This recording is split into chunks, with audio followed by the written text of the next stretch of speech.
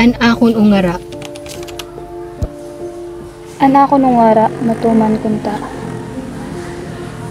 Bisan makori ang kinabuhi, swertehon kunta. Nanamansin kadamo ang mga problema. Kaya ko prosigido na makatamposan pag-eskwela. Pero bisan nano makuri ang pag-agihan. Prosigido kay ginanak nga makuri. Problema sa panimalay, pero hindi ginawayan. Sa mga pag-anak makapo sa kwarta o pagbayad. Kinabuhi sa estudyante sayo San Makori. Problema sa balon ngan pamasahe. Tusiis pa sa ibang maestro kay waray pakaabot. Sa mga pag-anak nakapo sa kwarta o pagbayad. Akong nanay gihampuan na tanan ng mga santo. Umabot na ang grasya ang kasya sa amin. Tungod kay buutan ug mapadaliyon ang Ginoo. Ang grasya ay nabot ng kinasya sa amin.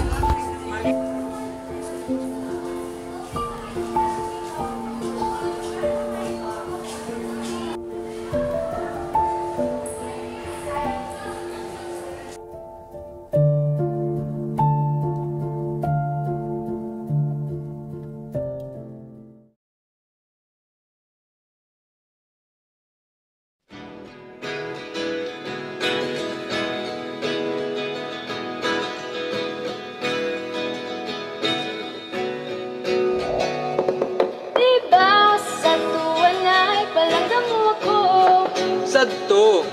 May pangit ka pa kung nakaon ako. Di mo ba sa lubong akong paborito? Kahit nadiri ka man, napag-asapo. Di ba sa tuwan ay palangga mo ako? Sadto. Kung nakatulog aking tataklakan mo. Ang balhas sa lawas, papahiran mo. Kaya nahalulog ka man, magkasakit ako. E pastilan ini, nagkamutangan ta. Bayot niyo pakian na, babato ng siksikat. Kung nagagabihan, diskumpyado ka pa. Tayo mula baranon nga. Nagkain ka? Mas magpakian na kung ako kinaon na. Hindi gustahan bago kung may lipstick ba. Sa mga iring nagpakaalo ka. Bitbit ang kabataan, ibalbagan ng dara. Diba sa tuwan ay palangga mo ako? Sadto. May pangit ka pa kung nakaon ako.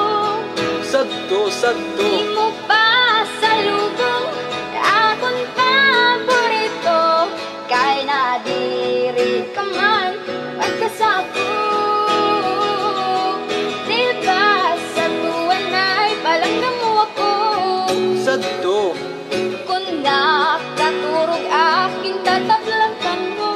Sadto, sadto. Ang bahas sa lawas, papahiran mo. Kaya nahalulog ka man, masakit ako. Simba ko, simba ko, simba ko. Simba ko, simba ko, simba ko. Simba ko, simba ko, simba ko.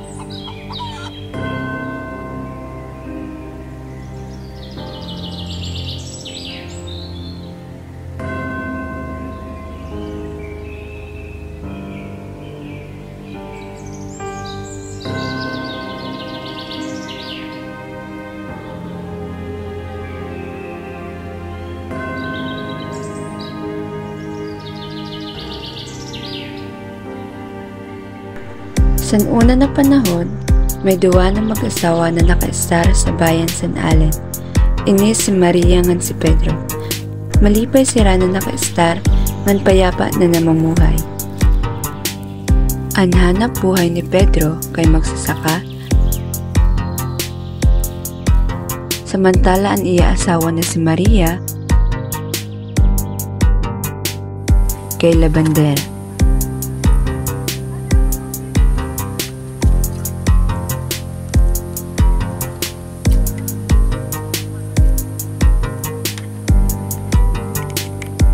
Pareho sila na duwa nagtatrabaho sa kadahilanan na diri sapat ang kinikita ni Pedro sa pagsasaka.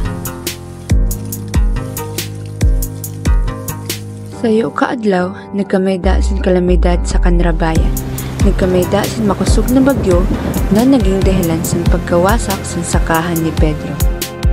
Nanlumo ang mag-asawa na si Pedro ngan Maria kay naraot san bagyo ang ira sakahan na ira in kukuhaan san ira pang kinaadlaw. Sayo kaadlaw, naimod ni Maria si Pedro na magsayo sa lamisa nga nakaokbo. Oh, Pedro, nano kay magsayo kala didi? Isip ko lang aton sakahan kay waray na naraod na san bagyo. Paano na sinan atong pang kinaadlaw? Dililat masaktuan ni muswildo sa ato sa paglalabada. Yaw ka baraka, malalagpasan ta ini. Pagkabuwas magtatanong takit otro. Paano? Wala na kita itaranong. Tanan naraot sa bagyo. Mayaon ako didi itaranom, hatag san akon kag anak bago sira namatay. Kung aton ini itatanom ngan alagaan sintuhay, mapapalago ta ini. Mopay na lang adi ka. Siyempre. Nagkato ang mag-asawa na si Maria ngan si Pedro sa kanra pagmamayari na tuna para magbatog magtanong. Makalipas at pira kaadlaw, kanra ini alagaan, pirmigin sa sarabuhan hasta sa magdako ngan maglago. Hasta sa nagbunga na ang kanra pagkapuri nga napalago na nira ang kanra pananom ng mga pili.